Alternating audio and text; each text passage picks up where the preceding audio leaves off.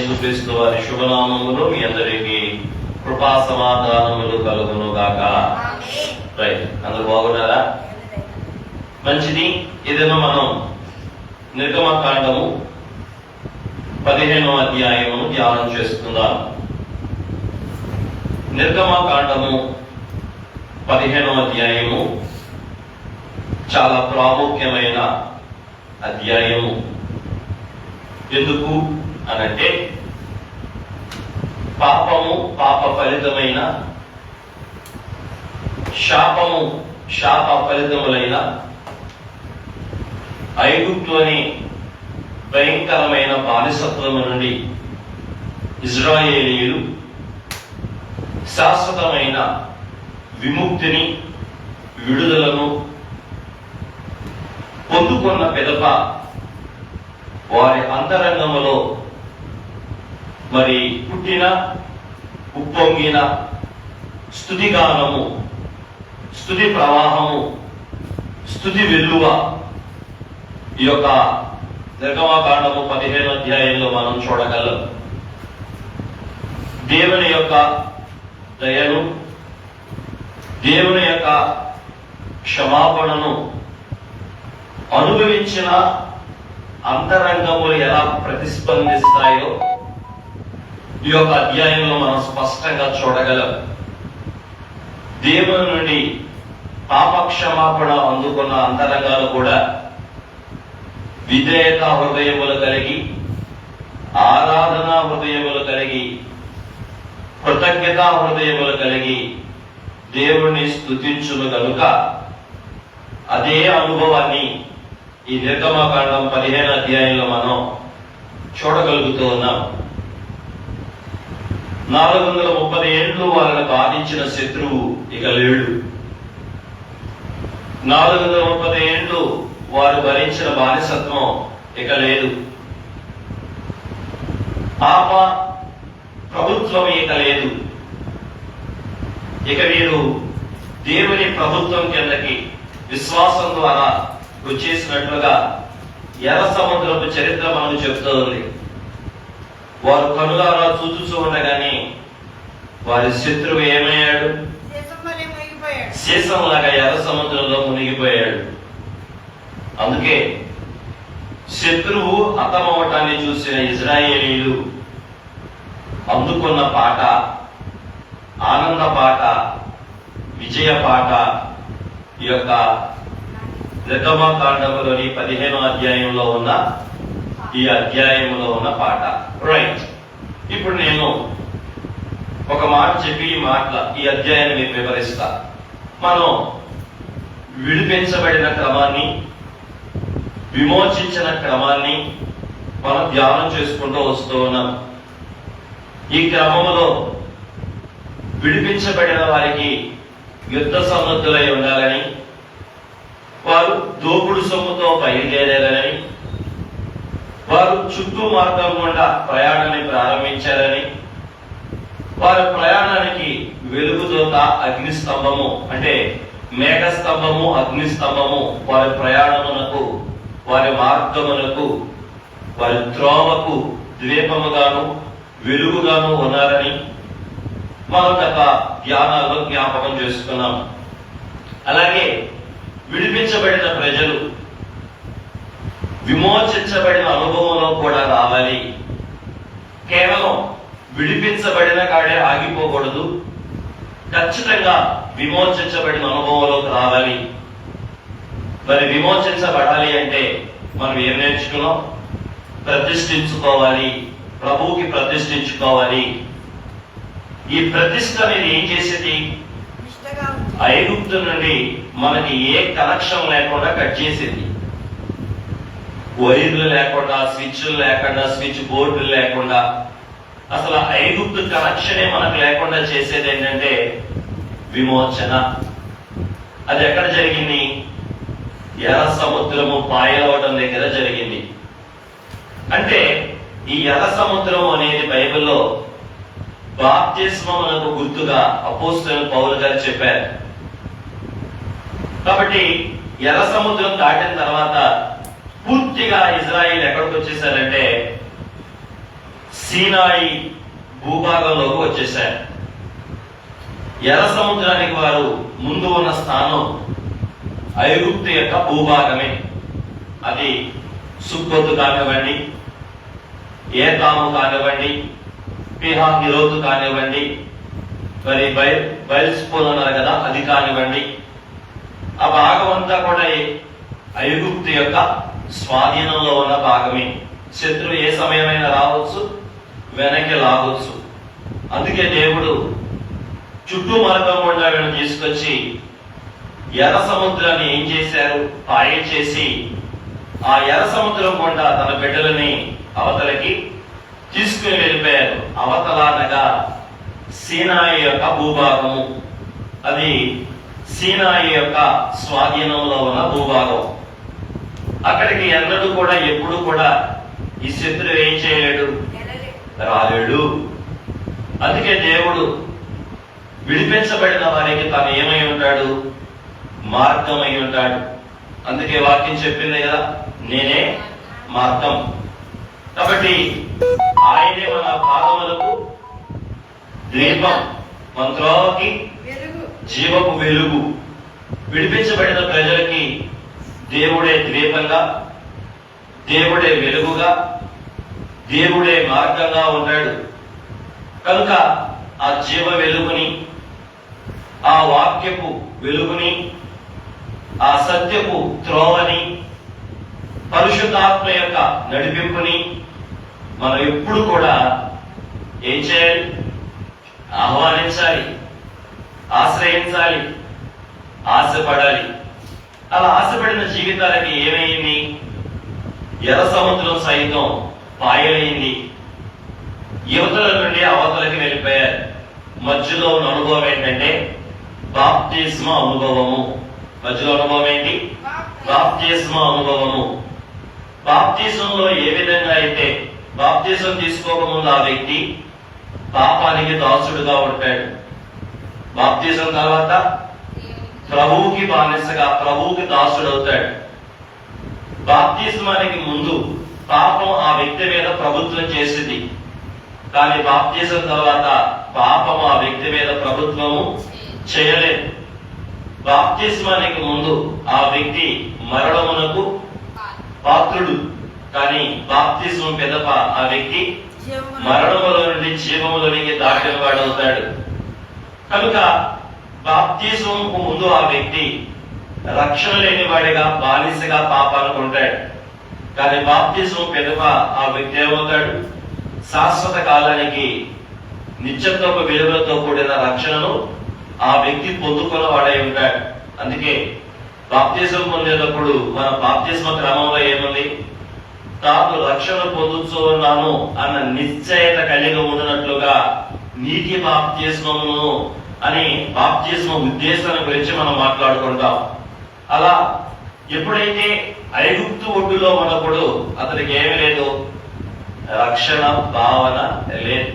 కానీ ఐగుప్తు దాటి అవతలకు వెళ్ళగానే, అంటే ఎర్ర సముద్రం దాటి అవతలకు వెళ్ళగానే ఏమొచ్చింది అతనికి, రక్షణ. ఏ రక్షణ ఇది, శాశ్వత కాలమునకైనటువంటి రక్షణ. దేవుడికి మహిమ కలుగును గాక, ప్రభుకే మహిమ కలుగును గాక. ఇప్పుడు శత్రువు లేడు అంటే ఇక పాపం లేదు. అంటే పాపాలు ఏం చేయబడతాయి, బాప్తిజం ద్వారా క్షమించబడతాయి. అంతే కదా, అపోస్తలుడైన పౌలు గారు చెప్పింది అదే కదా. మీరు పాపక్షమాపణ నిమిత్తమై మీరందరూ కూడా ఏం చేయమంటాడు అపోస్తల కార్యం 2వ అధ్యాయంలో, పాపక్షమాపణ నిమిత్తమే మీరందరూ మారు మనసు నిమిత్తము బాప్తిస్మము పొందుడి. యోహాను గారేమో మారు మనసు నిమిత్తం ఇచ్చారు, పేతురు గారేమో పాపక్షమాపణ నిమిత్తం ఇచ్చారు. కాబట్టి బాప్తిజంలో ఈ రెండో ఉన్నాయి. ఒకటి మారు మనసు నిమిత్తం, రెండోది పాపక్షమాపణ నిమిత్తం. మరి బాప్తిజముకు ముందు ఎంత ఘోరాతి ఘోరమైన పాపి అయినా బాప్తిజం తీసుకోమని చెప్పిన ప్రభువు మాట చొప్పున బాప్తిజం తీసుకుంటే ఆ బాప్తిజం ఆ వ్యక్తిని ఏం చేసేది, దేవుని ఆజ్ఞ నెరవేర్చేటట్టు చేసి, దేవుని రక్తం ద్వారా పాపక్షమాపణ కలగజేసి, దేవుని బిడ్డగా, దేవుని వారసునిగా, దేవుని సొత్తుగా బాప్తిజం ద్వారా ఆ వ్యక్తి ఏమవుతాడు? మార్పు చెందుతాడు, రూపాంతరం చెందుతాడు. దేవునికే మహిమ కలుగును గాక. ఈరోజు ఇశ్రాయేల్ కూడా సరిగ్గా అదే జరిగింది. నిన్నటి దాకా ఐగుప్తులో విగ్రహారాధికులు కనుక ఈరోజు నీటి బాప్తిజం ద్వారా వారు ఏం చేయబడుతున్నారు? శుద్ధీకరించబడి ఇక ఐగుప్తుతో పొత్తు లేకుండా ఐగుప్తు దాటి యువతలకు వచ్చేశారు. ఇక్కడ నేను ఇంకొక మాట మీకు చెప్పాలి, బాగా గమనించండి. ఫరోని మోషే గారు అడిగారు, ఏమని అడిగారు? నా ప్రజలను దేవుడు బయటికి పోనీయమంటున్నాడు, పోనీయి అని అడిగాడు. అప్పుడు ఫరో ఏమన్నాడు? అని మొదట అన్నాడా? ఆ తర్వాత మారినట్టే మారతాడు, మళ్ళా కఠినం అయిపోతాడు. చివరికి తొలుచు సంతానం చనిపోయిన తర్వాత దగ్గరకు వచ్చి గట్టిగా బిగ్గరగా చెప్తాడు, మీరు వెళ్ళిపోండి అని. అవునా? వెళ్ళిపోమంటాడా 12వ అధ్యాయంలో? మీరు చెప్పండి, దేవుని పిల్లలు బయటికి వెళ్ళిపోవటం అంటే పాపము నుండి బయటికి రావటం, పాప ఫలితాల నుండి బయటికి రావటం, దాస్యంలో నుండి బయటికి రావటం, దాసత్వంలో నుండి బయటికి రావటం అంటే ఫరోకి ఇష్టం ఉందా? పైకి వెళ్ళిపోమన్నాడు వచ్చిన కష్టాన్ని బట్టి, ఒత్తిడిని బట్టి. కానీ లోపలైతే వెళ్ళిపోవటానికి ఇష్టం అంటే ఒక వ్యక్తి తన పాపాన్ని మానుకోవటం అనేది సాతానికి ఇష్టం లేని పని. ఒక వ్యక్తి సంపూర్ణంగా మార్పు చెందడం అనేది అపవాదికి ఇష్టం లేని పని.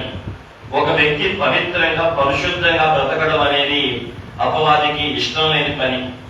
ఒక వ్యక్తి దేవుని మీద ఆధారపడి ఆయన పరిశుద్ధమైన మార్గంలో నడవడం అనేది అపవాదికి ఇష్టం లేని పని. ఎట్లా చెప్తారు అయ్య గారు అంటే, పెద్ద కొడుకు చనిపోయినప్పుడు ఇజ్రాయేల్ వెళ్ళిపోమన్నాడు.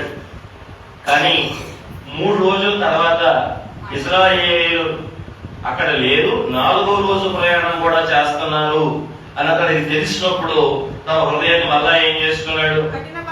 కఠినం చేసుకున్నాడు. వాళ్ళు 3 రోజులు ప్రయాణమే అన్నారు, 4వ రోజు కూడా ప్రయాణం చేస్తున్నారని తెలుసుకున్న వెంటనే మళ్ళా ఏం చేయడానికి ప్రయత్నం చేశాడు? అంటే పైకి వెళ్ళమన్నాడు కానీ లోపల పంపించే ఆలోచన, అందుకే మరలా వెనకాల పడ్డాడు. అంటే ఏ విధంగా కూడా ఒక వ్యక్తి పాపాన్ని విడిచిపెట్టి పాప ఫలితాన్ని తప్పించుకుని నిత్య జీవం పొందాలంటే అపవాదికి ఏ మాత్రం ఏ క్వశ్చన్ వాడికి ఇష్టం అంటే వాడి ఉద్దేశం ఏంటి? ఎట్లాగైనా సరే, చివరి నిమిషం అయినా సరే, చివరి క్షణమైనా సరే, ఎట్లాగైనా కానీ అతన్ని వెనక్కి లాక్కెళ్ళిపోవాలి. అందుకే ఎలా వచ్చాడు? బలమైన రథాలతో, బలమైన గుర్రాలతో, బలమైన యుద్ధ వీరులతో, బలమైన కాలి సైన్యముతో, అంటే కాలి నడక సైన్యంతో, ఏ విధంగా చేతనైనా సరే ఊరు నుండి బయటకు వచ్చిన ఇజ్రాయిల్ వెనక్కి తీసుకెళ్లిపోవాలని బలమైన సంకల్పంతో వచ్చాడు. దేవుని పిల్లలారా, ఇందులో మనం ఏం తెలుసుకోవచ్చు? విడిపించబడినప్పటికీ విమోచించబడిన అనుభవంలోకి రాకపోతే అపవాది ఏం చేస్తాడు? ఎలాగైనా సరే మనల్ని వెనక్కి లాగేయాలని చూస్తాడు, వెనక్కి లాగేయాలని చూస్తాడు. దాని కొరకు వాడుకున్న శక్తి అంతా ఉపయోగిస్తాడు, వాడుకున్న సామర్థ్యం అంతా ఉపయోగిస్తాడు, వాడుకున్నవన్నీ ఉపయోగించి మనల్ని వెనక్కి తీసుకెళ్ళిపోవాలని ప్రయత్నం చేస్తాడు. మనం ఏదైతే విడిచి వచ్చామో, అబద్ధాలు విడిచి వచ్చాం, దొంగతనాలు విడిచి వచ్చాం, తిరుగుబాటులు తిరిగేస్తనాలు విడిచి వచ్చాం, ఇంకా ఏ విధంగా లోకం శరీరం ఈ విధమైనవన్నీ కూడా విడిచి వచ్చేసాం. విడిచి వచ్చేసిన వాటి వైపుకి మళ్ళీ ఏం చేయాలనుకుంటాడు? తిరిగి లాక్కెళ్ళిపోవాలి అనుకుంటాడు. ఎందుకంటే లోకంలోనే నిన్ను చంపాలి, లోకంలోనే నిన్ను పడేయాలి, లోకంలోనే నిన్ను ముంచేయాలి. ఎందుకంటే లోకం మీదకి ఏం రాబోతుంది? బలమైన అగ్ని తీర్పు రాబోతా ఉంది. అందుకే చివరి క్షణంలో కూడా నిన్ను వెనక్కి లాగాలని చూస్తాడు. అందుకే ఎర్ర సముద్రం దగ్గరకు వాళ్ళు వచ్చారని తెలిసి ఇంకా వారు మన భూభాగంలోనే ఉన్నారు, వీళ్ళు ఇప్పుడు చిక్కుపడ్డారు, అటు సముద్రంలో దాటలేరు, ఇటు అరణ్యంలోకి వెళ్ళలేదు, ఇక వెళ్ళే దిక్కుడికి లేదు. వీళ్ళు ఎలాగైనా సరే మనమే పట్టుకొచ్చేసేయాలి, మళ్ళా బానిసలుగా చేసేసుకోవాలి, మళ్ళా మన కాళ్ళ కింద ఉంచుకోవాలి అని ఫరో వచ్చినట్టే ఈరోజు అపవాది కూడా దేవుని పెట్టారా యేసయ్య దగ్గరకు వచ్చి ఆయన పేరు నోటితో చెబుతున్నప్పటికీ కూడా ఇటువంటి వారిని, ఏర్పాటులో ఉన్న వారిని సైతం మోసగించే పనిని ఈ దినానికి కూడా అపవాదు చేస్తూ ఉన్నాడు ఎట్లాగైనా. అందుకే దేవుడు ఒక ఆజ్ఞ ఏంటంటే పులిపిండి ఉండకూడదు. ఏంటి దేవుడు ఆజ్ఞ? పులిపిండికి చోటు ఇవ్వకూడదు. పులిపిండి అంటే ఆడవారికి బాగా తెలుసు. మరి మంచిగా అట్లు పిండి రుబ్బుకొని నిన్న కొంచెం మిగిలిపోయిన పులిపిండిని మీరు ఏదో పీనాస బుద్ధితో పారైతే ఎంతకలే అని చెప్పి ఆ కొంచెం పులిపిండి మంచి గిన్నెడు పిండిలు వేసారు అనుకోండి,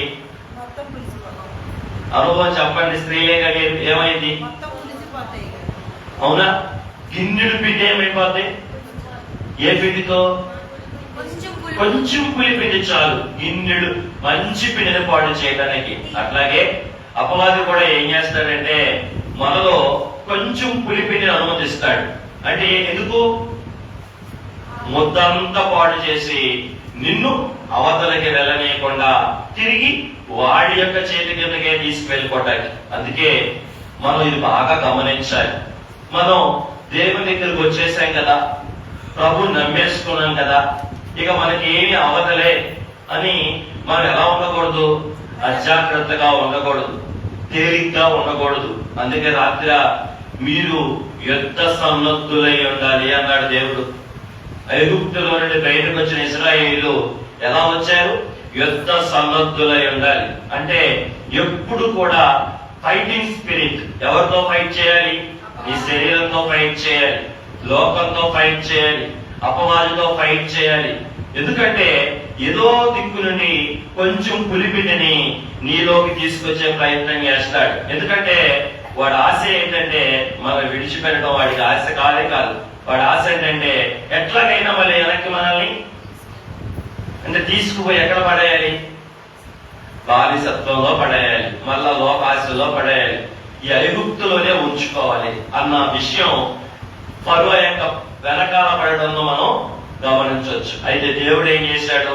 మరి ఈ విధమైనటువంటి శోధన మనం జయించాలంటే నేను మీకు చెప్పాను, పరలోక పరిశుద్ధుల సహాయం కావాలి, ప్రభు యేసుక్రీస్తు వారి యొక్క శరీర రక్తాలు కావాలి, పరిశుద్ధాత్మ యొక్క సహాయం కావాలి. దేవుని బిడ్డలారా, వెనకాల పడిన ఫరోని మరి దేవుడు ఎలా ఐగుప్తీయుల చేతిలో మరి చిక్కకుండా ఇజ్రాయేల్ని కాపాడాడో మీరు కనుక పరిశీలన చేస్తే ఈ మూడే వాళ్ళకు ఉపయోగపడతాయి. ఏ మూడు? నేను చెప్పినప్పుడు ఈ మూడే చూడండి. మరి ఐగుప్తుని విడిచిపెట్టడానికి వాళ్ళకు ఉపయోగపడింది ఏంటి? ఐగుప్తు అంటే లోకం. లోకాన్ని విడిచిపెట్టడానికి వాళ్ళకు ఉపయోగపడిన సాధనం ఏంటి? గొర్రె పిల్ల యొక్క విందు. రెండవది, మరి అక్కడ ఎర్ర సముద్రం అడ్డొచ్చింది. ఎర్ర సముద్రం అడ్డొచ్చినప్పుడు ఆ ఎర్ర సముద్రాన్ని దాటించేది ఎవరు? ఒకటి యెహోవా దూత, రెండవది వెలుగు స్తంభము. అంటే ఇవి పరలోక సంబంధమైనవి. పరలోక పరిశుద్ధులు వచ్చి ఇశ్రాయేలుని ఏం చేయించారు? ఎర్ర సముద్రాన్ని దాటించారు. దేవుడికి మహిమ కలుగును గాక. కాబట్టి ఈ ఎర్ర సముద్రము అనే ఈ యొక్క అడ్డుని, మరి లోకములో వచ్చినటువంటి అడ్డుని వారు దాటడానికి ఎవరు దిగొచ్చారు? యెహోవా దూత దిగొచ్చారు, అనగా ప్రాణప్రియుడే. రెండవది అగ్నిస్తంభము. అంటే అగ్నిస్తంభము వారికి పైగా ఉంది, అలాగే యెహోవా దూత వారి వెనకకి వెళ్ళారు. మరి మానవ మాత్రుడైన ఇశ్రాయేలీకి పరలోక సంబంధమైన ఉపకారం, సహకారం అందడాన్ని బట్టే ఏం జరిగింది? ఎర్ర సముద్రం పాయలైంది. ఇంకా మీరు గమనించండి, బలమైన తూర్పు గాలి వచ్చింది. వచ్చి అది రాత్రంతా వీస్తానే ఉంది, దినమంతా వీస్తానే ఉంది. అప్పుడు ఆరిన నేల ఏమైపోయింది? ఆరిన నేలగా అయిపోయింది. దేవుని బిడ్డలారా, విలక్షణమైన రీతిలో మరి ఈరోజు మనం చెప్తాం, విలక్షణమైన రీతిలో ప్రవహించే నీరేమయ్యాయి? గడ్డగట్టేశాయి. ఇవన్నీ జరగడానికి కారణం ఏంటంటే ఇజ్రాయేల్ ఏ మార్గంలో వెళ్తున్నారు? దేవుని మార్గంలో వెళ్తున్నారు. దేవుడు నడిపించే మార్గంలో వెళ్తున్నారు. దేవుడు చూపించిన మార్గంలో వెళ్తున్నారు. వాస్తవానికి ఈ మార్గం చాలా కఠినమైన మార్గం. వాస్తవానికి ఈ మార్గం చాలా భయంకరమైన మార్గం. కానీ ఆ మార్గం గుండా ఎవరున్నారు? పరలోక పరిశుద్ధులు ఉన్నారు. పరలోకపు దేవుని యొక్క సహాయ సైన్యం వారికి తోడుగా ఉండడం వల్ల ఎవరగట్టు నుండి ఆవలగట్టుకి వెళ్ళిపోయారు. ఇక మూడవదిగా మీరు చూస్తే పరిశుద్ధాత్మ తండ్రి. మూడవది ఏం చెప్పుకున్నాం మనం? అపవాదిని జయించడానికి ఏం కావాలో చెప్పుకున్నాం? పరిశుద్ధాత్మ బాప్తిస్మము కావాలి అన్నాం. మూడదేమన్నాం? పరిశుద్ధాత్మ బాప్తిస్మం కావాలన్నాం. కాబట్టి దేవుని బిడ్డలారా, మరి వీరికి ఎవరు తోడుగా ఉన్నారు? మేఘము అనగా పరిశుద్ధాత్ముడే. షకీనా మహిమ మేఘములో ఆత్మ తండ్రి వీరికి ఏమై ఉన్నాడు? సహాయకుడై ఉన్నాడు. కాబట్టి ఆ ఎర్ర సముద్రాన్ని మరి ఏం చేయగలిగారు? దాటగలిగారు. మరి రేపు కూడా ఈ లోకాన్ని మనం దాటాలంటే, ఈ ఎర్ర సముద్రాన్ని మనం దాటాలంటే, ఆవలగట్టైన పరలోకానికి మనం చేరాలంటే మనకి ఇవి ముగ్గురు కూడా ఏమై ఉన్నారు? సహాయ సహకారులై ఉన్నారు. మరి ఎవరైనా అడిగారా, అయ్యా నీ దూతల సహాయం, నీ పరలోక పరిశుద్ధుల సహాయం, నీ పావనాత్మ సహాయం, నీ యొక్క విమోచన రక్త సహాయం మాకు దయచేయని అడిగారా? ఈ రోజైనా అడుగు. ఎట్లా అన్నమాట? ఎక్కడున్నా రైట్. దేవుడికి మహిమ కలుగును గాక. ఈ రోజు అవతలకి వెళ్ళిపోయిన ఇజ్రాయేల్ యొక్క మనస్సుని ఒకసారి మీరు జ్ఞాపకం చేసుకోండి. ఇప్పుడు వారికి ఏమీ లేదు, కనెక్షన్ లేదు. అవతలకి వెళ్ళగానే మోషే గారు చేయెత్తారమ్మా. మళ్ళా తిరిగి ఆ ప్రవాహం బలంగా ప్రవహించడం మొదలెట్టింది. ఇజ్రాయేలీ యువతలకు వచ్చేసారు. ఐగుప్తేల మధ్యలో మిగిలిపోయి మునిగిపోయారు. అదే సమయంలో అక్కడ భయంకరమైన ఉరుములు వస్తున్నాయి, భయంకరమైన మెరుపులు వస్తున్నాయి. గొప్ప తుఫాను వచ్చింది. ఆ తుఫాను వచ్చినప్పుడు యువతలకు వచ్చేసారు ఇజ్రాయేలీలు. మరి వారు మీద వర్షం పడుతుంది, మెరుపులు వస్తా ఉన్నాయి. ఆ మెరుపుల వల్ల, ఆ వర్షం వల్ల, ఆ చీకటి వల్ల వారు ఏం తెలుసుకోలేకపోయారు? అరే మనం ఎర్ర సముద్రంలో దిగేసాం. ఎక్కడ దిగేసాం? అటు ఇటు ఉన్నాయి గోడలు కాదు, అవి నీళ్లు. అవి ఎప్పుడైనా మన మీదకి వచ్చేయచ్చు అన్న గ్రహింపు వాళ్ళకి. ఎందుకంటే ఆ చీకటి వల్ల వారు తెలుసుకోలేకపోయారు. అరే మన సముద్రంలోకి వెళ్తున్నామే అని ఆలోచన కూడా లేదు వాళ్ళకి. వాళ్ళ భావన ఏంటి? వాళ్ళు వెళ్ళారుగా, మనం వెళ్ళలేమా? వాళ్ళు వెళ్ళారుగా. వారెంటే వెళ్ళారు? వాళ్ళు దేవుని మాటను బట్టి, దేవుడి మీద విశ్వాసం బట్టి వాళ్ళు వెళ్ళారు. అందుకే అవతలకి వెళ్ళిపోయారు. మరి వీళ్ళు ఎలా వెళ్తున్నారు? వాళ్ళు వెళ్ళారు కదా, వాళ్ళు వెళ్ళారు. వీళ్ళు ఇజ్రాయేల్ మీద ఆధారపడి వెళ్తున్నారు. వాళ్ళు వెళ్ళారు కాబట్టి మనం కూడా వెళ్ళిపోతాం అని వెళ్ళారు. చివరికి ఏమైంది? సముద్రం తిరిగి మరలా బలంగా ప్రవహించడం మొదలెట్టింది. వారు మొత్తం సీసపు గుడ్డులాగా అడుక్కి వెళ్ళిపోయారు. అమ్మా, కొద్ది గంటల క్రితం దాకా యువతల పక్కనే ఉన్నారు. ఎవరు? ఇజ్రాయేల్. అప్పుడు గుండెలు ఎలా ఉన్నాయి చెప్పండి. ఐగుప్తు భూభాగంలో ఉన్నప్పుడు ఇజ్రాయేల్ యొక్క గుండెలు ఎలా ఉన్నాయి? వెన్నులో నుండి ఉడుకొచ్చిందంట, చూసారా? అట్లా ఉన్నాయి. ఎందుకని? శత్రువు వచ్చి ప్రాణం తీసేస్తాడు. మరి ఇప్పుడు ఎట్లా ఉన్నాయి? ప్రాణం తీసే శత్రువు ప్రాణంతో లేడు, భయపెట్టే శత్రువు ప్రాణంతో లేడు, వెనకబడే శత్రువు ప్రాణంతో లేడు, తరిమిన శత్రువు ప్రాణంతో లేడు, బానిసగా చేసుకున్న శత్రువు ప్రాణంతో లేడు.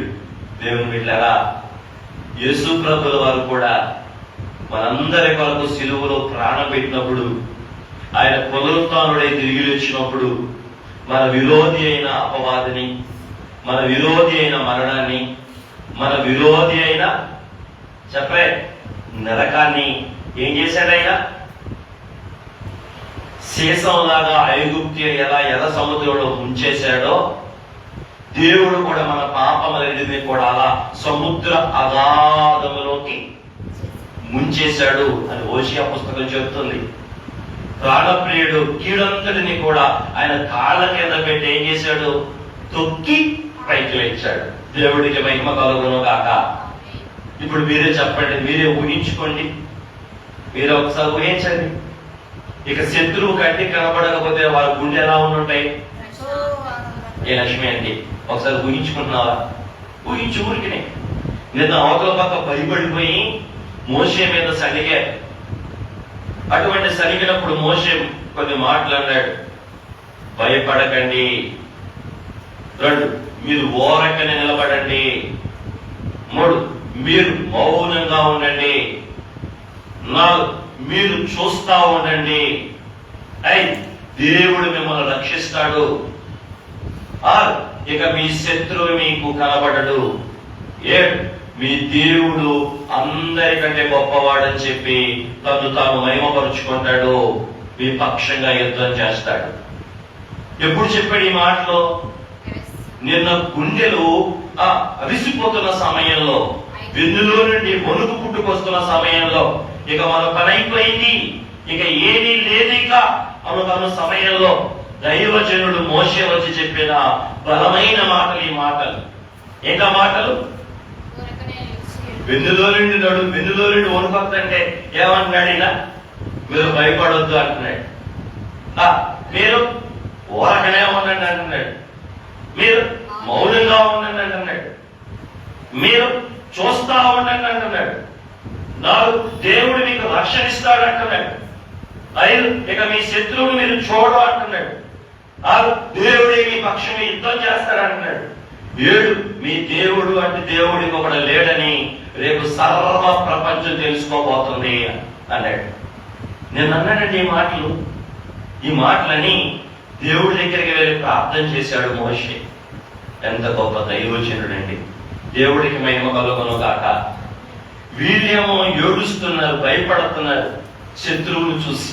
కానీ దైవజనుడు మోషే మాత్రం దేవుడి వైపు చూస్తున్నాడు. ఇక్కడ చక్కని పాఠం ఉంది.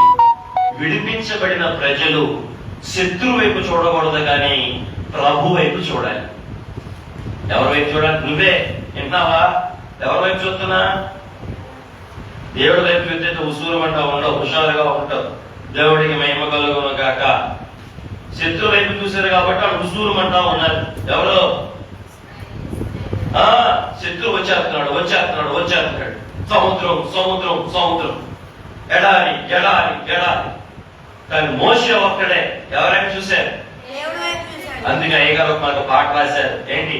నిన్న ఆయాస పెట్టే వార్త నీకు వినబడితే, నన్ను ఆ సమయాన నీ కన్ను చూస్తే నీకు విశ్రాంతి, మనోవిచారం కూడదు, నీకు మహిమ తలంపులు కావాలి అన్నారు. అటువంటి భయంకరమైన సమయంలో వారు మనోవిచారంలోకి వెళ్ళిపోయారు. కానీ మోషే గారి మాత్రం మహిమ తలంపుల్లోకి వెళ్ళారు. ఏ విధము చేతనైనా దేవుడి ఇక్కడి నుంచి మమ్మల్ని బయటికి తీసుకుని వస్తాడు. దేవుడికి స్తోత్రం కలుగును కాక.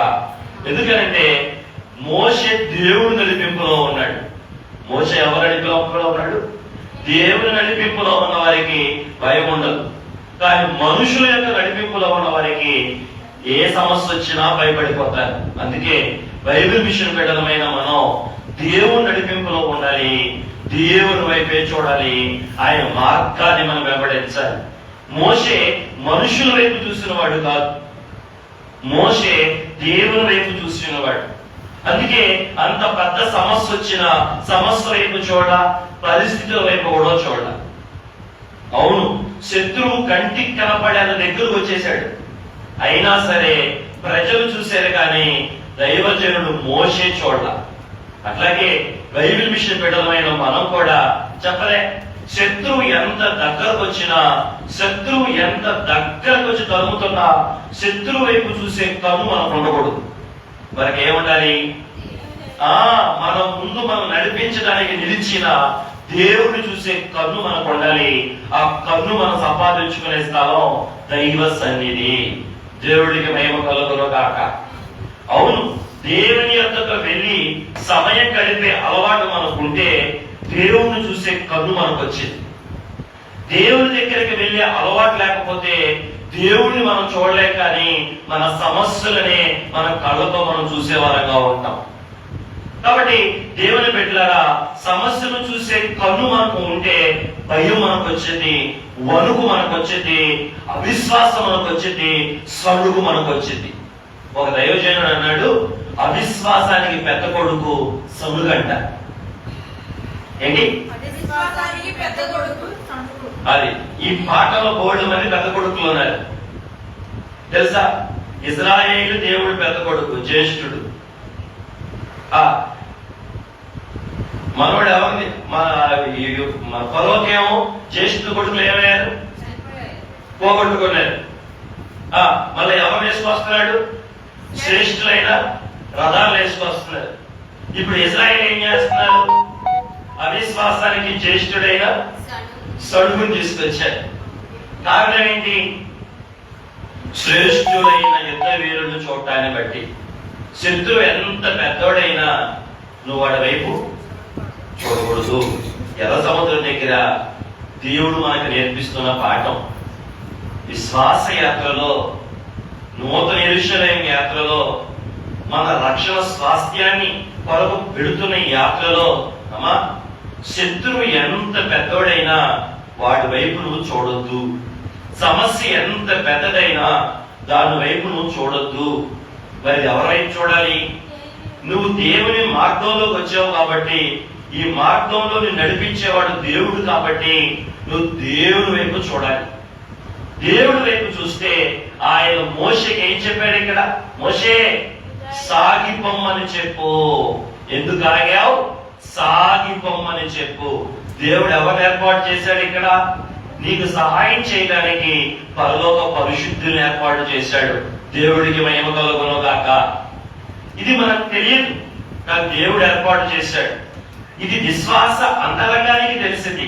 ఆ విశ్వాస అంతరంగం సంపాదించుకోవాలంటే దైవ సన్నిధి అనుభవం మనకు ఉండాలి.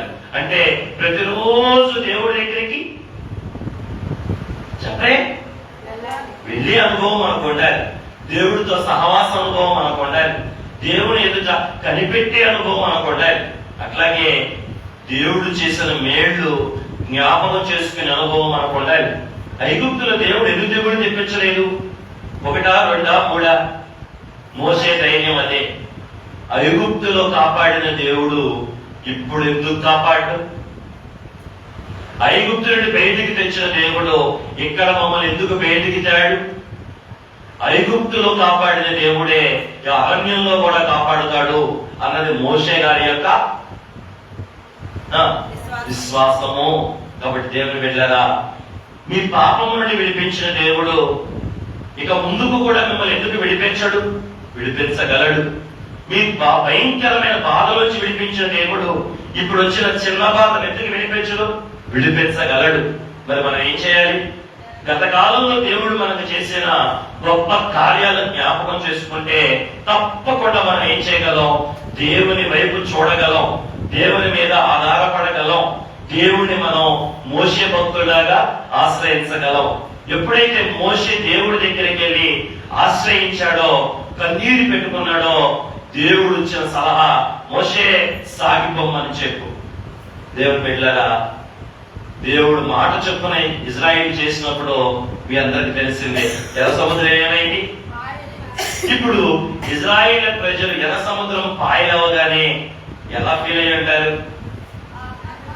మీరు అనుకున్నది జరుగుతూ ఉంటే మీ మనసు ఎలా ఉంటది? అప్పుడు దాకా సముద్రం మూసుకుపోయిందండి, ఒక్కసారిగా సముద్రం తెలుసుకుందండి. అది ఎప్పుడైనా ఎక్కడైనా ఎన్నడైనా జరిగిన సంఘటన?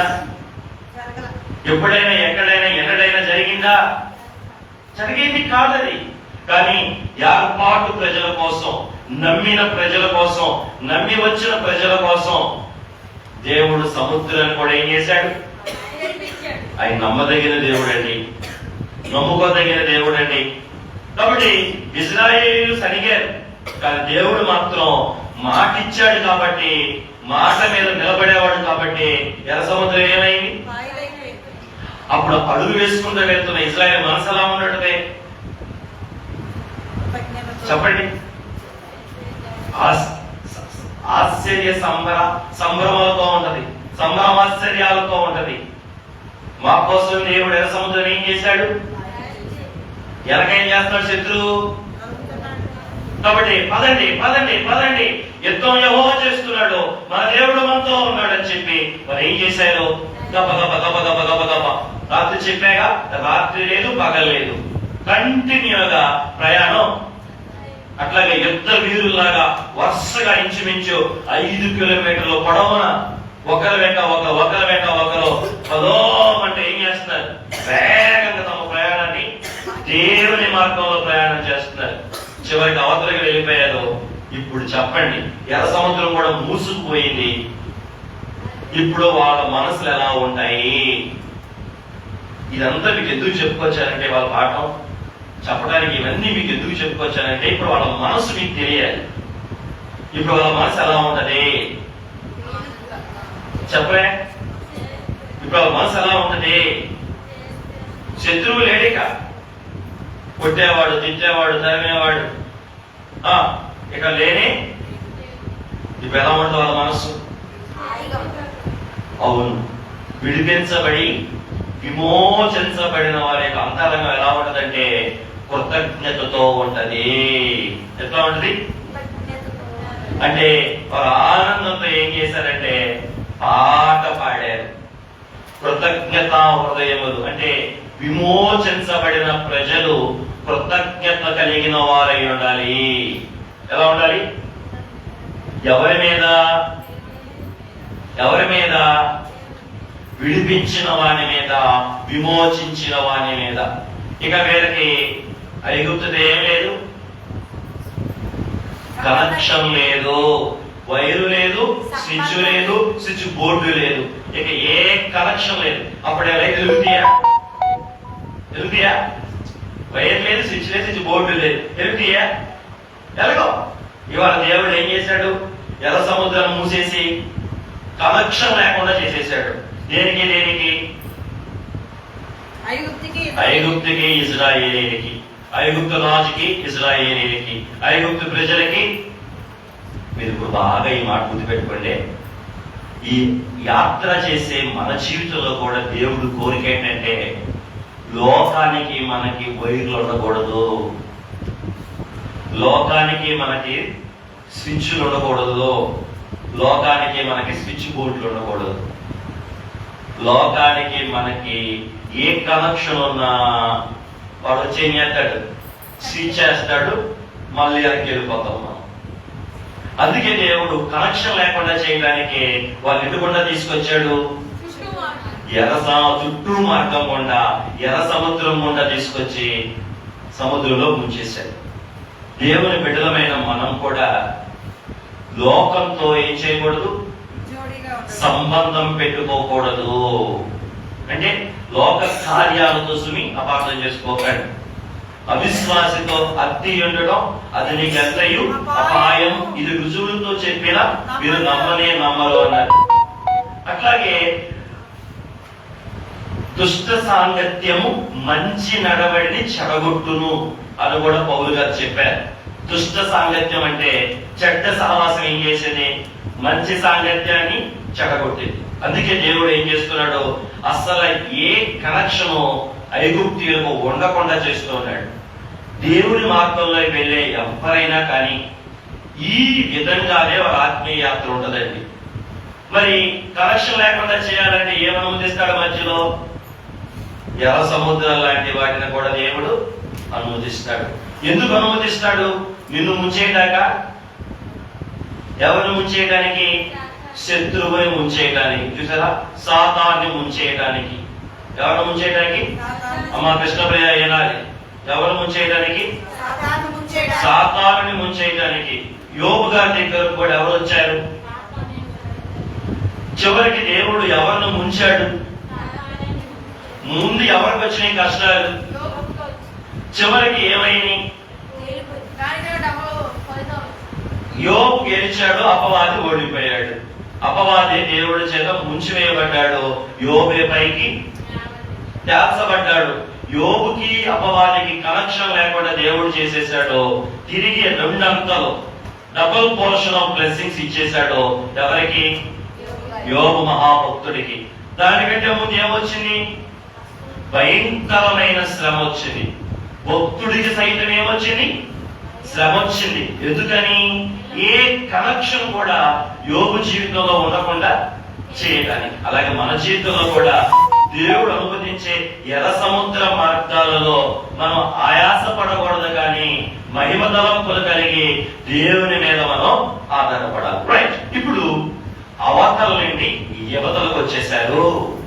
ఏం చేశారు? యువతలకు వచ్చిన గుండెలు ఎలా ఉన్నాయంటే ఇక్కడ అసలు వాళ్ళకి ఆనందానికి అవతలు లేవు, వారి సంతోషానికి సరిహద్దులు లేవు. ఎందుకంటే 430 ఏళ్ల బానిసత్వానికి ఈరోజు ఈరోజు వారి మీద పెత్తనం చేసే పరు నిజమైన స్వాతంత్రంలోకి, మహిమ స్వాతంత్రంలోనికి వారు వచ్చేశారు. ఆ గుండెలతో, ఆ ఆనందంతో, ఆ సంతోషంతో ఇశ్రాయేలు ప్రజలందరూ కూడా మోషేతో కలిసి ఏం చేశారో తెలుసా? గొప్ప పాట పాడారు. ఏం పాడారు? అందుకే ఈరోజు పాఠం పాట. ఈరోజు పాఠం ఏంటి? పాట. ఎందుకు పాట పాడారు? ఏం పాట పాడారు? ఎలాంటి పాట పాడారు? ఎందుకు? మొదటిగా మీరు పాడిన పాట ఏమని పాడారు వారు? మొదటి వచనం, ఒకసారి మొదటి వచనం చదవండి.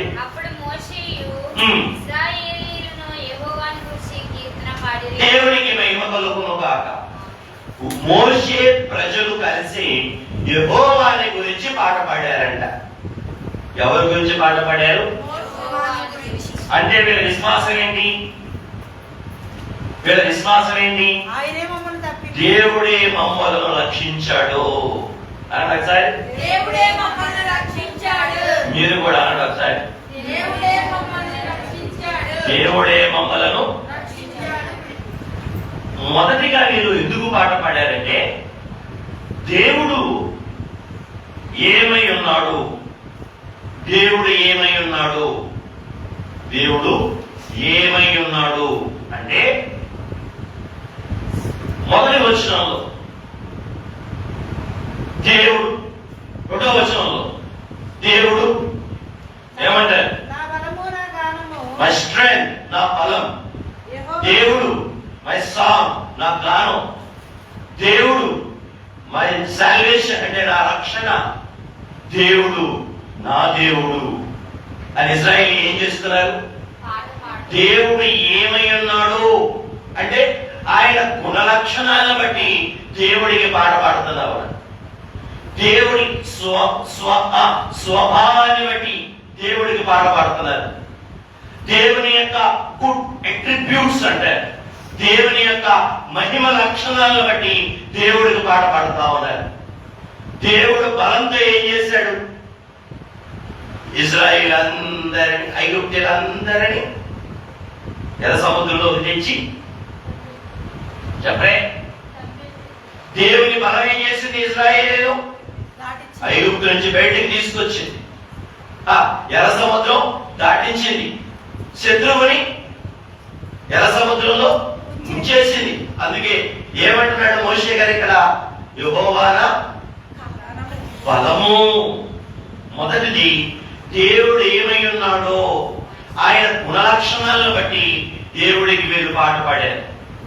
మనం కూడా విడిపించబడిన మనం కూడా మన దేవుని గుణలక్షణాలను బట్టి మన దేవుడికి మనం ఏం చేయాలి? స్తుతి పాట పాడాలి, స్తోత్ర పాట, పరలోకపు పాట. మనం కూడా పరమగీతాన్ని ఏం చేయాలి? పాడాలి. దేవునికి పాట పాడాలి. ఇది ఆత్మకార్యం. ఇదేంటి? ఆత్మకార్యం.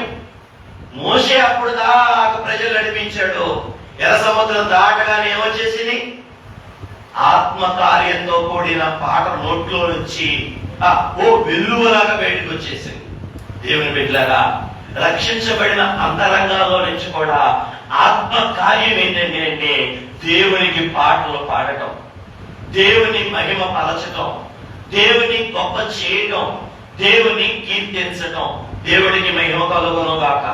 కాబట్టి దేవుని బిడ్డలమైన మనం కూడా విడిపించబడ్డాం, విమోచించబడ్డాం. కాబట్టి దేవుని గుణలక్షణాలను బట్టి దేవుడికి పాట పాడేవారంగా ఉండాలి. మీకు ఒక పాట అనవచ్చా? వచ్చిన వాళ్ళ బట్టి దేవుడికి స్తోత్రం. రాములు పాట నేర్చుకోండి. మన అయ్యగారి పాట ఈ రోజు చాలా చక్కని పాట. ఈ పాఠానికి సూట్ అయ్యే పాట 68వ పాట. ఎవరు కావలే నాకెవరు కావలే, యేసు తప్ప బ్రతుకునందు నాకెవరు. యేసయ్య ఎవరు? క్షమకర్త. ఐగుప్తీయుల పాపాలను దేవుడు ఏం చేశాడు? క్షమించాడు కాబట్టే బయటికి తీసుకొచ్చాడు. క్షమించాడు కాబట్టే అరణ్యం గుండా నడిపించాడు. క్షమించాడు కాబట్టే ఎర్ర సముద్రం నుండి దాటించాడు. అయ్యా, నువ్వు మా పాపములకు క్షమకర్తవయ్యా, మాకు నువ్వే కావాలి. ఇంకేమంటారు అక్కడ? యేసయ్య ఎవరంటున్నాడు అక్కడ? యేసయ్య నా బోధకుడు, యేసయ్య నా నాయకుడు, యేసయ్య నా వైద్యుడు, యేసయ్య నా పోషకుడు, యేసయ్యే అన్ని. దేవుడికి మహిమ కలుగును గాక. యేసయ్యే నా రక్షకుడు. అయ్యగారు అక్కడ రాయలేదా? ఎవరు కావాలి నాకెవరు కావాలి? యేసును రక్షకుడు తప్ప, యేసును పోషకుడు తప్ప, యేసును బోధకుడు తప్ప, యేసును నాయకుడు తప్ప నాకు ఎవరు కావాలి? అందరూ ఆయనలో ఉన్నారు. నాకు ఎవరు కావాలి? యేసే కావాలి. మన అయ్యగారు రాశారు. కనీసం ఈ పాట నేర్చుకోండి. ఇది ఆత్మ కార్యము అని చెప్పారు. విమోచించబడిన ప్రజలలో ఆత్మ తండ్రి కలిగించే కార్యం ఏంటంటే దేవునికి స్తుతి పాట పాడటం, దేవుని గుణలక్షణాలు ఎత్తి దేవుని కీర్తించటం, దేవుని మహిమపరచటం, దేవుని ప్రస్తుతించటం. కాబట్టి రక్షించబడిన అంతరంగాలు ఊరకనే ఉండలేదు. ఏం చేస్తాయి? రక్షించిన వారిని గురించి, రక్షించిన వారిని గురించి చెప్పండి. పాట పాడతాయి. విమోచన గీతం, విజయ గీతం. ఏంటి? విమోచన గీతాన్ని ఇక్కడ ఇజ్రాయిల్ పాడుతున్నారు. విమోచన గీతాన్ని ఇక్కడ ఇజ్రాయిల్ పాడుతున్నారు. అట్లాగే విశ్వాస గీతాన్ని ఇక్కడ ఇజ్రాయిల్ పాడుతా ఉన్నారు. ఏ గీతం పాడుతున్నారు? విమోచన గీతం, విశ్వాస గీతం, విజయ గీతం. ఇశ్రాయేలుకు దేవుడు విజయం ఇచ్చాడు. ఎవరి మీద విజయం ఇచ్చాడు? శత్రువు మీద విజయం ఇచ్చాడు. శత్రువు మీద వచ్చిన విజయాన్ని బట్టి దేవుడు శత్రువుని గెలిచిన వైనాన్ని బట్టి అది జ్ఞాపకం చేసుకుని ఇశ్రాయేలు ఏం చేస్తున్నారు? ఆయన గుణలక్షణాలు ఎత్తి దేవుణ్ణి విజయ సంస్థలు చేస్తూ ఉన్నారు. దేవుడికి మహిమ కలుగును గాక. అలాగే విశ్వాస సంస్థ చేస్తున్నారు. విశ్వాసంతో వారు నడిచి వచ్చారు. ఎవరి మీద విశ్వాసం? దేవుని మీద విశ్వాసం. వారు ఏం చేసింది? ఎర్ర సముద్రం దాటించింది. అందుకే వారు విశ్వాసంతో దేవుడికి ఏం చేస్తున్నారు? దేవుడు ఏమై ఉన్నాడో దాన్ని బట్టి ఫస్ట్ పాట పాడారు. రెండోది, దేవుడు ఏం చేశాడో దాన్ని బట్టి కూడా దేవుడికి ఏం చేస్తున్నారు వారు? వాట్ ద లార్డ్ డిడ్ అంటే దేవుడు వారికి ఏం చేశారో దాన్ని బట్టి. మొదటిదేమో దేవుడు ఏమై ఉన్నాడు అనగా మొదటి 3 వచనాలు. తర్వాత 4వ వచనం నుండి 16వ వచనం వరకు దేవుడు ఏమై ఉన్నాడో, క్షమించండి, దేవుడు ఏం చేశాడో. ఏం చేశాడు దేవుడు? చెప్పండి. దేవుడు ఏం చేశాడు? తన బాహువును చాచి ఎర్ర సముద్రంలో శత్రువుని సీసంలాగా ముంచేశాడు.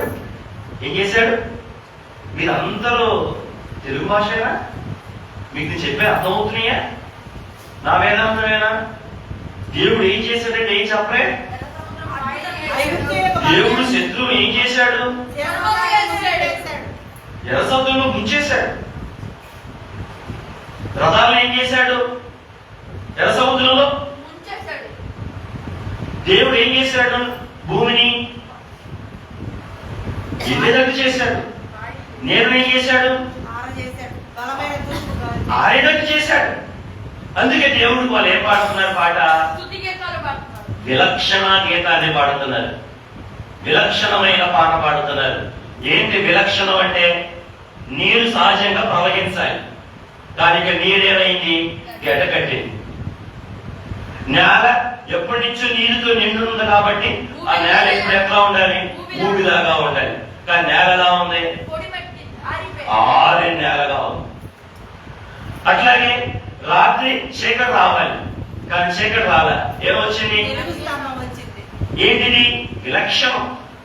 నీరు గడ్డకట్టడం విలక్షణం, నేల ఎండటం విలక్షణం, సముద్రం పార్ట్లుగా విడిపోవడం విలక్షణం, రాత్రిపూట కూడా వెలుగు ఉండడం విలక్షణం, శత్రువు నీటి మధ్యలోకి వచ్చి మునిగిపోవడం విలక్షణం, ఇక శత్రువుకి ఎన్నడూ కనపడకుండా ఉండడం కూడా విలక్షణం. అందుకే విలక్షణమైన పాటను వారు పాడుతా ఉన్నారు.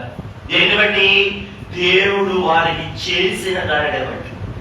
మొదటగానేమో దేవుడు ఏమై ఉన్నాడో ఆయన గుణలక్షణాలు బట్టి ఆయనకు పాట పాడాడు మోషే గారు. రెండో భాగమేమో దేవుడు వారికి ఏం చేశాడో దాన్ని బట్టి పాట పాడాడు. మొదటి భాగంలో 3 భాగాలు చెప్పారు. ఏంటిదని? విజయ గీతం, విమోచన గీతం, విశ్వాస గీతం.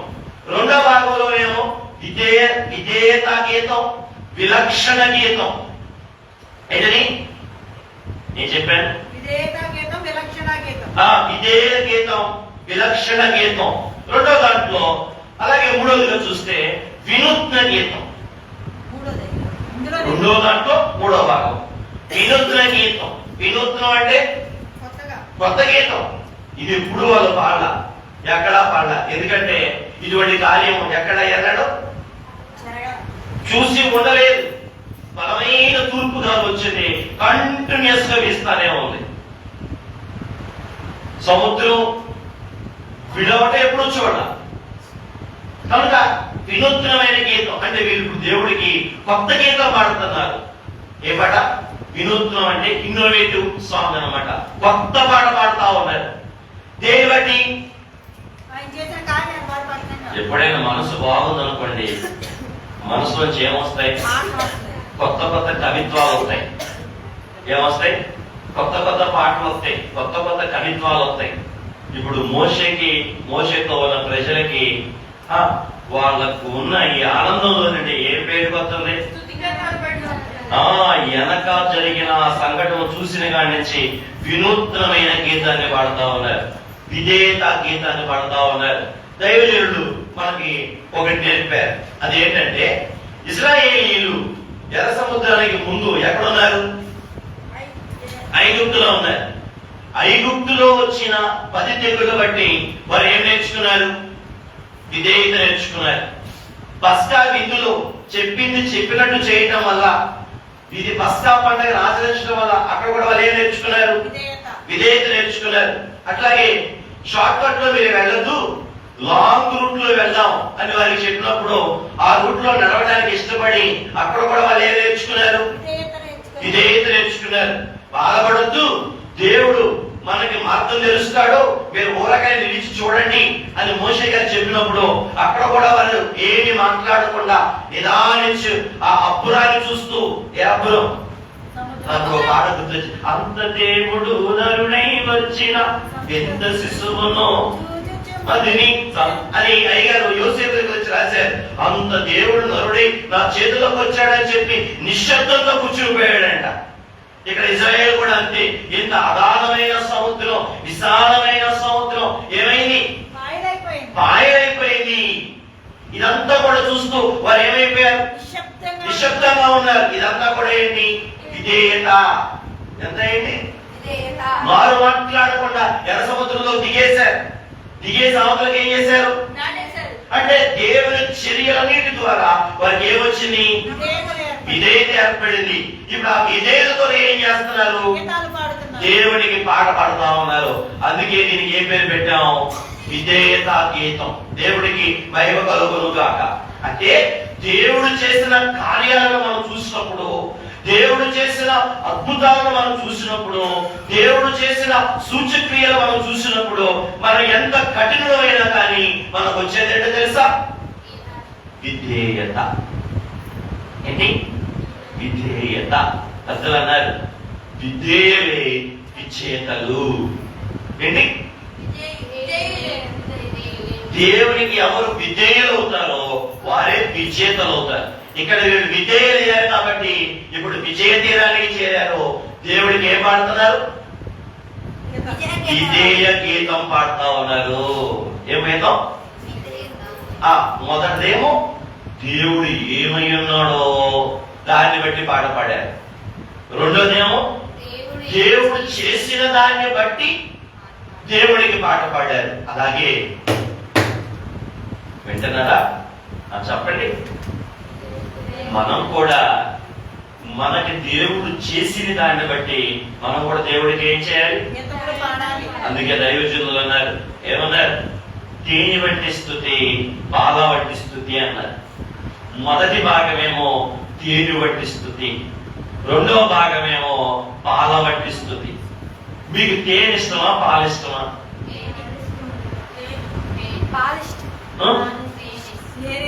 తేనె ఇష్టమా, పాలు ఇష్టమా? చిన్నపిల్లలు కూడా అడగండి, మీరు ఎవరిని అడిగినా తేనె ఇష్టం అంటారు. దేవుడు గుణలక్షణాలను బట్టి చేసే స్థుతి తేనె వంటి స్థుతి అన్నారు అయ్యారు. దేవుడు చేసిన కార్యాలను బట్టి చేసే స్థుతి పాల వంటి స్థుతి అన్నారు. పెళ్లి కుమార్తె సంఘం తేనె వంటి స్థుతిని దేవుడికి చేయాలి, అట్లాగే పాల వంటి స్థుతి కూడా దేవుడికి చేయాలి. ఇదే సమయంలో అన్ని బాగున్నప్పుడే స్థుతి చేయటం కాదు, ఏమి బాగోనప్పుడు కూడా దేవుడికి స్థుతి చేయగలిగిందే పెళ్లి కుమార్తె. ఏం చెప్పండి? అన్ని బాగున్నప్పుడు చేయటమే కాదు, ఏమి బాగోనప్పుడు కూడా ఏం చేయాలి? దేవుడికి స్థుతి చేయాలి. ఇటువంటి స్థుతి దేని వల్ల వచ్చింది? విధేయత వల్ల వచ్చింది. విధేయత. దేవుడికి విధేయత చూపువారు పరిస్థితులు ఎలా ఉన్నా కూడా దేవుడికి ఏం చేయగలరు? స్తుతించగలరు. పౌలు శీలలో చూడండి, ఎక్కడున్నారు? చెరసాలలో ఉన్నారు. వాళ్ళు ఏం తప్పు చేశారు? వాళ్ళు ఏం తప్పు చేయరు. మరి ఆ కాళ్ళు చేతులు కట్టేశారు, కరెంట్ లేదు. అటువంటి భయంకరమైన స్థితిలో కూడా వారు ఏం చేశారు? ఒళ్ళంతా హోమం చేసేశారు. ఆవిడ చెప్తుంది, నిజంగా మన సిగ్గు రావాలి. పాటలు పాడారంట. ఆవిడ పాట కూడా చేయలేదు. మీరు 90% పిచ్చిలని చెప్పి డాక్టర్ గారు ఆవిడకి రిపోర్ట్ ఇచ్చారు. గవర్నమెంట్ పెన్షన్ కూడా ఇస్తారు. మనకి ఏ పిచ్చి లేదుగా. పిచ్చోళ్ళు చెప్తున్నారు, మంచోళ్ళు చెప్పలేకపోతున్నారు విచిత్రంగా. ఆవిడ చెప్పింది ఇప్పుడు పాటలు పాడారని. దేవుడికి మహిమ కలుగును గాక. నిజం మేలుకుమారండి, విన్నావా? చెప్తూ విన్నావా? పాటలు పాడింది అన్నారు. అరే ఆవిడ వంతు కూడా చేయలేదు. మనం 90% పిచ్చోళ్ళు ఉన్నారు కాబట్టి మీకు కార్డు చూపిస్తాం. దేవుడికి మహిమ కలుగును గాక, ప్రభుకే మహిమ కలుగును గాక. ఒంటిలో ఏమి బాగోకపోయినా, శరీరం అంతా నలగొట్టేసిన పౌరుషులు ఏం చేశారు? దేవునికి చెరసాలలో పాటలు పాడారు. అంటే ఏ అనుకూలత లేదు ఏం చేయడానికి? పాట పాడటానికి. కానీ వారు ఏం చేశారు? విశ్వాస అంతరంగము కలిగి, కృతజ్ఞతా హృదయం కలిగి దేవునికి ఆ భయంకరమైన సమయంలో కూడా పాటలు పాడి స్తుతించారు. ఆ పాటలు ఏం చేశాయి తెలుసా? వారని దేవుడికి మహిమ కలుగును గాక. కాబట్టి దేవుని పిల్లలైన మనం సందర్భం బాగున్నప్పుడే కాదు, కానీ సందర్భం బాగోకపోయినా దేవుడికి ఏం చేయగలగాలి? పాటలు పాడగలిగే వారిగా ఉండాలి. మొదటిగా ఇశ్రాయేలు దేవుడికి ఎటువంటి స్థుతి చేశారని చెప్పారు? తేనె వంటి స్థుతి, అనగా దేవుని యొక్క గుణలక్షణాలను బట్టి చేసిన స్థుతి. దాంట్లో ఏం భాగం చెప్పాను? విజయ గీతం, రెండవది విశ్వాస గీతం, మూడవది విమోచన గీతం పాడారు. ఆ తర్వాత దేవుడికి వారు పాల వంటి స్థుతి చేశారు. అంటే దేవుడు వారికి ఏం చేశారో చూసి దాన్ని బట్టి దేవుడికి ఏం చేశారో స్థుతి గీతం పాడారు. దీంట్లో ఏమని చెప్పాను? ఒకటి విలక్షణ గీతం, రెండు విధేయత గీతం, మూడు వినూత్న గీతం పాడారు. అంటే ఇది కొత్త పాట, ఇది విధేయతలో నుండి పుట్టిన పాట, ఇది దేవుడు చేసిన విలక్షణమైన కార్యాలను బట్టి దేవుడికి పాడిన పాట. మనం కూడా దేవుడికి ఏం చేయాలి? చేసిన దాన్ని బట్టి దేవుడు స్తుతించేవారుగా కూడా. కానీ ఎవరు ఏం చేయకూడదు? సనిగే వారంగా ఉండకూడదు. ఈ పాటలో చెప్పేస్తుంది కూడా. మూడవదిగా దేవుడు ఏమి చేయబోతున్నాడో దాన్ని బట్టి స్తుతించారు. మూడోదేంటి? What the lord will do. అంటే దేవుడు ఏం చేయబోతున్నాడు, దేవుడు ఏం చేయబోతున్నాడు, ఏం చేయబోతున్నాడు దేవుడు? శత్రువుని సమూలం చేసేసి, ఇక్కడ ఓ పెద్ద శత్రువే అంతమయ్యాడు. ఎవరా పెద్ద శత్రువు? ఫరో, ఐగుప్తు అనే పెద్ద శత్రువే అంతమయ్యాడు. వీరి ప్రయాణంలో ఇంకా 7 శత్రువులు ఉన్నారు. కనానీయులు, అమాలేకీయులు, హిత్తీయులు, ఫెరిజీయులు, యెబూసీయులు, కనానీయులు, ఇలాంటి వారు ఉన్నారు. వీరందరూ కూడా ఈ సంఘటనలో ఏం చేస్తున్నారంట? టెరిఫైయింగ్, అంటే భయపడిపోతా ఉన్నారు. ఎవరికి చేసిన కార్యాలను బట్టి? ఇశ్రాయేలుకి దేవుడు చేసిన కార్యాలను బట్టి. ఏంటి కార్యాలు? ఎర్ర సముద్రం పాయలవటాన్ని బట్టి, 10 తెగుళ్ళు రావటాన్ని బట్టి, రాత్రి పగలు వీళ్ళు ప్రయాణం చేయడాన్ని బట్టి, ఈ కార్యాలని చూసి, వీరు ప్రయాణాన్ని చూసి, అయ్యో వాళ్ళు మన మీదకి వచ్చేస్తారు, ఇక మనతో కూడా యుద్ధం చేస్తారు అని చెప్పి శత్రువులందరూ ఏమైపోతున్నారు? భయపడిపోతున్నారు. ఎక్కడికక్కడ వీరిని బట్టి భయపడిపోతున్నారు. భవిష్యత్తులో దేవుడు ఏం చేయబోతున్నాడు? ఐగుప్తు శత్రువుని ఎలా ముంచేశాడో వీళ్ళకి అడ్డం రాబోతున్న శత్రువులు కూడా డీల్ చేసి సెటిల్ చేయబోతా ఉన్నాడు. ఇది భవిష్యత్తులో జరగబోయే పని. రెండో పని ఏంటి? ఖచ్చితంగా వీళ్ళని స్వాస్థ్యముగా ఇస్తారన్న పాలు తేనెలు ప్రవహించు కానాను దేశానికి తీసుకుని వెళ్ళి, రక్షణ స్వాస్థ్యముగా ఇవ్వబడిన ఆ కానాను భూములకు తీసుకెళ్లి అక్కడ వాళ్ళు ఏం చేస్తాడు? స్థిరపరుస్తాడు. ఈ వచనాలే ఉంటాయి, కావాలంటే మీరు చూసుకోవచ్చు. ఏ వచనాలు? 18వ వచనం, 16 నుంచి 18 వచనాల్లో ఈ వచనాలే. ఆ రాజ్యాలు భయపడే స్థితి, దేవుడు వారిని సెటిల్ చేసే స్థితి, చివరికి ఇజ్రాయేలీలను తీసుకుని వెళ్ళి వాగ్దానం చేసిన భూమిలో స్థాపించే స్థితి, ఇది భవిష్యత్తులో జరగబోయే స్థితి. అందుకే ఈ పాట మనం ఏం పాడుతాం అంటే విశాల గీతం. ఇక్కడ అదే పాడుతున్నారు, విశాల గీతం. విశాలం అంటే ఏంటి? విశాలం అంటే వీళ్ళ దృష్టి ఇప్పుడు ఎక్కడికి వెళ్ళింది? బ్రాడ్గా చూస్తుంది, ముందు చూపుతో చూస్తుంది, దూర దృష్టితో చూస్తుంది. అందుకే ముందు జరగబోయే విషయాలు, అయ్యగారు పాట రాశారా? జయమురా కపూర్వంబే, అయ్యో జయమురా కపూర్వంబే, జయమను జనులకు స్తుతించు, జనులకు స్మరించు, జనులకు ప్రకటించు, జయము జయమని కలువరించిన అపజయ పదమే. అంటే జయం ఇంకా రాలా ఎవరి మీద? ఆ 7 మీద. కానీ ఏమంటున్నారు ఇక్కడ? దేవుడు మాకు ఇవ్వబోతున్నాడు, దేవుడికి స్తోత్రం కలుగును గాక. మనం కూడా ఏ యాత్రలో ఉన్నాం? రక్షణ స్వాస్థ్యాన్ని పొందబోయే యాత్రలో ఉన్నాం. పెద్ద శత్రువు చచ్చిపోయాడు. ఎవరు పెద్ద శత్రువు? వారు. మన జీవితంలో పెద్ద శత్రువు ఎవరు? మరణం. ఎవరు? సైతాన్ చావడం, చచ్చిపోయాడు. అంటే పళ్ళు తీసేశాడు.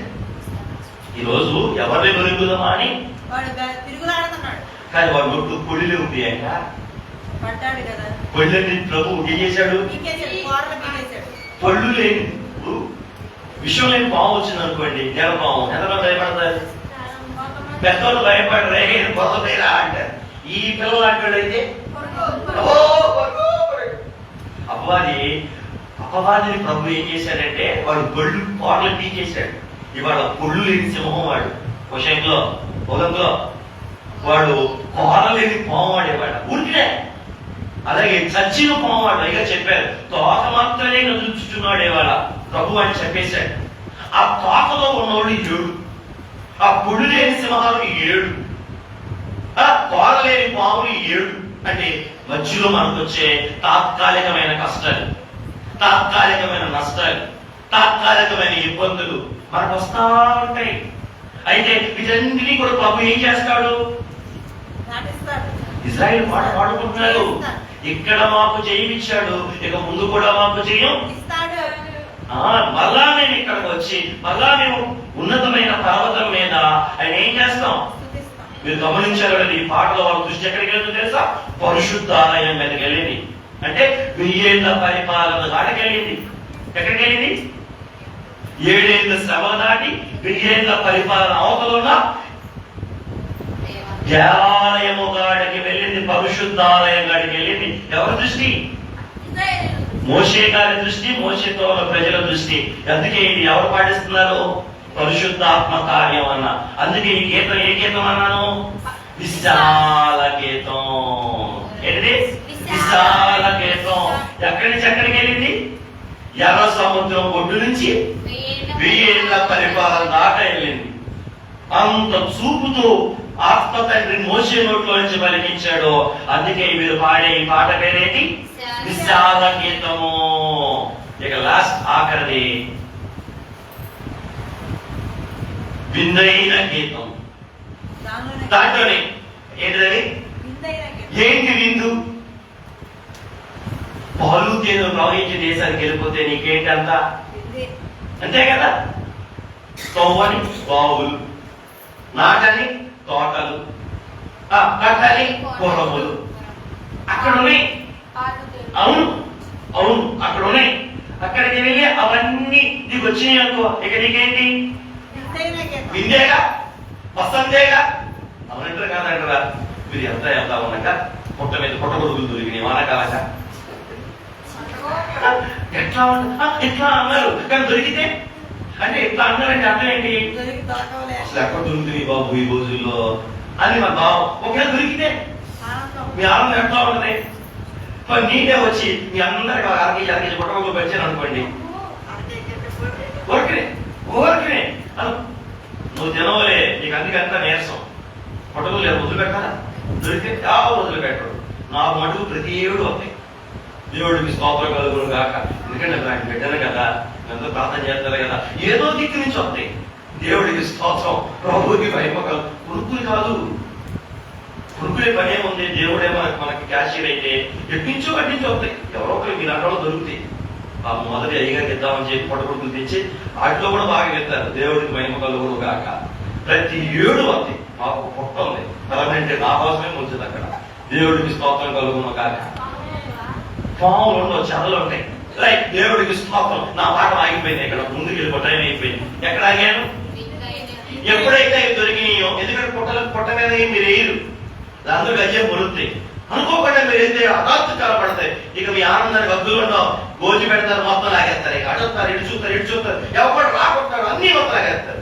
రేపు వచ్చే కూడా ఇవాళ లాగేస్తారు. రేపు వచ్చి ఎవరు లాగేసుకుంటాడని. అవును, కత్తి పెట్టి కూడా లాగేస్తారు. ఇంకొకటి రేపు వచ్చేవాడు రాకుండా చేయడానికి. భవిష్యత్తు స్వార్థం. సరే, అది నాకు అవసరమైన విషయం. నేను ఏం చెప్పాలనుకుంటాను ఇక్కడ? ఎందుకు ఏమిందని? విన్నైన గీతం, పసందైన గీతం పాడుకుంటారు. ఎందుకని? ఆహా మా ఇల్లు, ఓహో మా తోటలో, ఆహా మా స్వాస్థ్యం, ఆహా మా నిరీక్షణ, ఆహా దేవుని బిడ్డలారా. రేపు కూడా మన అయ్య రాశారు, యేసు మా సంతోషం నీవి, యేసు మా బహుమానం నీవి, యేసు నీవేమా మహిమమై బరుగుచుండవు నిత్యము వరకు, యేసు నీ తలుపు నాకెంతో. ఏంటిది హాయి అంటే? ఏంటిది? పసందైన స్థితి. ఏంటిది? అలాగే విందైన స్థితి. ఆ విందుని జ్ఞాపకం చేసుకుని, గొర్రె పిల్ల విందుని జ్ఞాపకం చేసుకుని, ఆ వివాహ విందుని జ్ఞాపకం చేసుకుని, నూతన యెరూషలేము విందుని జ్ఞాపకం చేసుకుని, పెళ్లి కుమార్తె కూడా ఈరోజు ఏం పాట పాడుకోవాలి? విందైన గీతం పాడాలి. ఏం పాట పాడాలి? విశాల గీతం పాడాలి. ఏ గీతం పాడాలి? దేవుడికి స్తోత్రం కలుగున. నా మాట అర్థమవుతుంది మీకు ఏమైనా? 3 చెప్పాను. 1, ఆయన ఏమై ఉన్నాడో దాన్ని బట్టి స్తుతించాలి. 2, ఆయన ఏం చేశాడో దాన్ని బట్టి ఆయన స్తుతించాడు. 3, ఆయన ఏం చేయబోతున్నాడో దాన్ని బట్టి స్తుతించాడు. ఆయన ఏమై ఉన్నాడో దాన్ని బట్టి స్తుతించేటప్పుడు అది పాల వంటి స్తుతి. ఆయన ఏం చేశాడో దాన్ని బట్టి స్తుతించేటప్పుడు అది పాల వంటి స్థితి, పైని తేనె వంటి స్థుతి. ఇప్పుడు దేవుడు ఏమై ఉన్నాడో దాన్ని బట్టి వారు ఏం చేశారంటే విశ్వాస స్థుతి చేశారు, విశ్వాస పాట పాడారు. 2, మర్చిపోయారా? రాసుకోలేదా? నేను చెప్పాను, నా గుర్తే. విధేయత, విశ్వాస గీతం, విజయ గీతం, విమోచన గీతం పాడారు.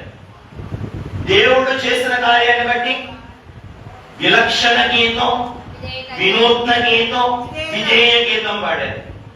అలాగే దేవుడు చేయబోయే దాన్ని బట్టి విశాల గీతం, వినయ గీతం పాడారు.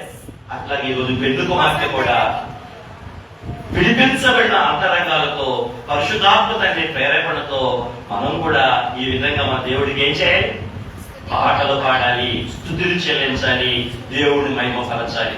అలా పాటలు పాడేవారే ఏం చేయగలరు? దేవుని యొక్క చెప్పే మన్ననను పొందుకోగలరు, దేవుని యొక్క మార్గాన్ని అందుకోగలరు, రేపు నూతన యెరూషలేముని చేరగలరు. అతి ధన్యత. సియోను పాటలు పాడోచు పాడండి.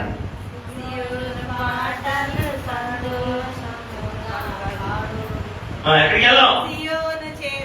దేవుడికి మహిమ కలుగును గాక. ఆ పాటలో పాడుకుంటూ ఎక్కడికి వెళ్దాం? నూతన యెరూషలేముకి వెళ్దాం. భక్తులు పాట పాడారు. ఇప్పుడు మోషే గారు కూడా చెప్పండి, విశాల గీతం ఎత్తుకొని, వినైన గీతం ఎత్తుకొని ఎక్కడ ప్రయాణం అయ్యాడు? అలా మనం కూడా ప్రయాణమై ఆ విందులోకి చేరగల భాగ్యం దేవదేవుడు అందరికీ దయచేయును గాక.